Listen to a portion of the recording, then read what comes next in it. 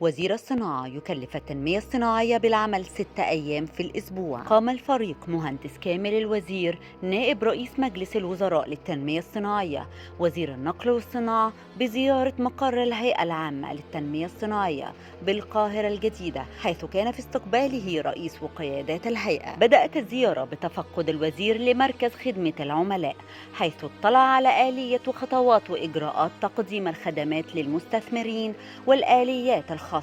بالرد على الاستفسارات وتلقي الشكاوي والمقترحات والإجراءات التي يتم تنفيذها لتذليل العقبات وحل المشكلات، وكيفية متابعة جميع الطلبات والوسائل المختلفة لتحسين الخدمات التي يتم تقديمها للمستثمرين. وتم تفقد مركز استقبال المستثمرين الراغبين في الحصول على رخص تشغيل صناعي. وأكد الوزير في بداية كلمته أن هناك خطة شاملة سيتم تنفيذها للنهوض بالصناعة المصرية خلال الفترة القادمة، تعتمد على 5 محاور، وهي ترشيد الواردات لكل ما يحتاجه السوق المحلي وتصنيعه محليا بجودة عالية، والعمل على تشجيع وتعظيم الصادرات والاستفادة بما تتمتع به مصر من مواد وخامات أولية وصناعات لها سمعة كبيرة، بما يساهم في زيادة العملة الصعبة ودعم الاقتصاد المصري، مع التركيز على جودة المنتج ليستطيع المنافسة في الأسواق الخارجية، والتوظيف بما يساهم في القضاء على البطالة،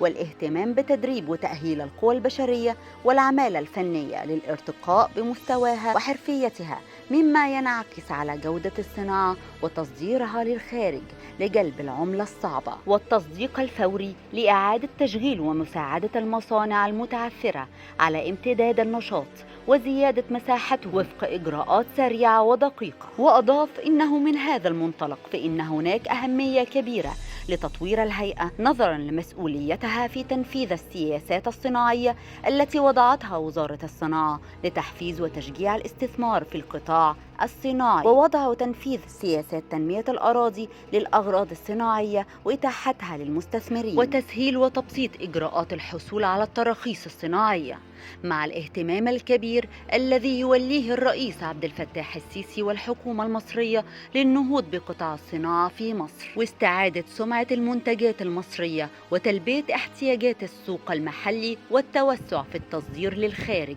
وأن يصبح قطاع الصناعة قاطرة للتنمية الشاملة. وأكد أن الفترة القادمة ستشهد العمل على مدار الساعة وتكثيف كافة الأعمال لزيادة الإنتاج، وهذا يتطلب أن يؤدي كل موظف المهام الموكلة إليه وفقا لكارت الوصف الوظيفي لوظيفته، مع الانضباط التام مواعيد العمل، مشيرا إلى أنه لا يتهاون مع أي مقصر في العمل، وتطبيق مبدأ الثواب والعقاب خاصة، وأن يسعى كل موظف أن تصبح وزارة الصناعة وهيئاتها في طليعة وزارات وهيئات الدولة الناجحة، وأن يتم ذلك بسواعد أبنائها. ووجه الوزير بأن تكون أيام العمل بالهيئة العامة للتنمية الصناعية من السبت إلى الخميس بدل من الأحد إلى الخميس، لإعطاء مساحات زمنية أكبر لاستقبال المستثمرين والمصنعين والتسهيل عليهم، والعمل على الإسراع في الإجراءات الخاصة